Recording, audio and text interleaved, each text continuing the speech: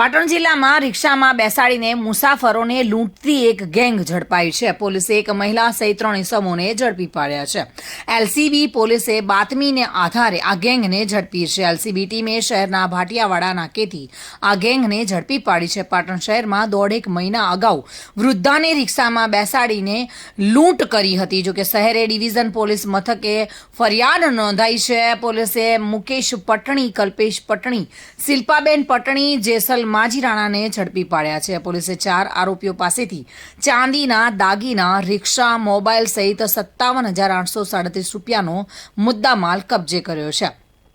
1.5 માસ અગાઉ એક વૃદ્ધા સાથે ઠગાઈ કરી હતી અને પોતાની રિક્ષામાં બેસાડીને લૂંટ કરતી આ ટોળકીને પોલીસે બાતમીના આધારે પકડી છે। પોતાની રિક્ષામાં આરોપીઓ બેસીને બજારમાં નીકળતા હતા અને રસ્તામાં ઊભેલા લોકોને લિફ્ટ આપતા હતા। ત્યારબાદ આવા લોકોને ફસાવી તેમની પાસેથી લૂંટ ચલાવતા હતા। આરોપીઓની નજર ચૂકવીને ખિસ્સામાં રહેલા કિંમતી સામાનની ચોરી કરતા હતા।